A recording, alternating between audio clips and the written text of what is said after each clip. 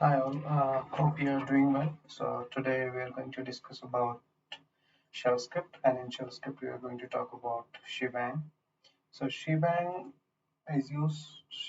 tells the kernel which interpreters to be used, and we're going to see it in a demo. So I'm going to create a file demo.sh, and here I'm going to write a script. So the first line, as and when we write a shell script, so we write this line and then say I'm writing echo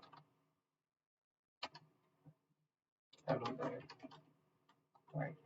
And now I'm executing it, this file. So I'm saving and quitting, and I'm giving it a permission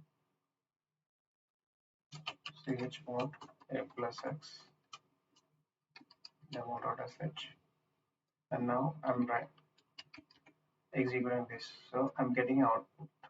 So what exactly happening here is, if I open the file demo.sh, right? So as I said, Shebang tells the kernel to use the interpreter, right? So kernel, after, like, when it's executing the script, so it comes here. So this part is Shebang. So first, like, this is interpreter, this part is interpreter, and this is a Shebang. Hash and exclamation is a Shebang, right? So anything after that, so kernel opens these files and it reads that bin bash as an interpreter to this file. So then it executes all the command under in this mentioned in this file. So let's see what it exactly does. So let me do it. So what exactly it is doing now, if I say cat this file, now what I'll do, I will show you some things. If I do like this, bin bash and then demo.sh, I get the same result, right? So now I'll show you something. Let's try to change the shebang with something else, right? So now let's say the same file, I've changed the shebang, like I've changed the interpreter to something else. Say I've changed it to cat. Okay, the interpreter I'm changing.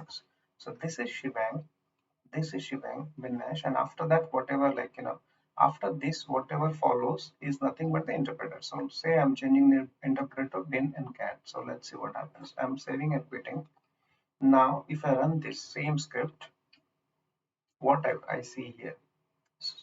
So I see here the echo command will not get executed, but it will just print the entire file, the content of entire file. See here, it did not execute the echo command, but it does this. So what exactly it is doing, again, if you see cat this file and demo.sh, so what it exactly doing, it is running like this, bin cat demo.sh. Exactly, it is doing like this, right? Now, say for instance, let's see with other example. So let's say I'm again changing the interpreter to something else. Say I'm pointing this to say echo, right? Let's see what happens. So I've changed the interpreter. So after shebang, so this is a shebang. Hash exclamation is a shebang, and after that, whatever I'm writing is a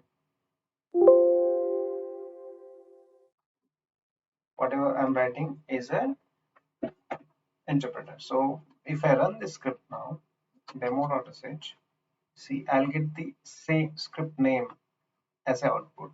Say this, I got the script name as an output.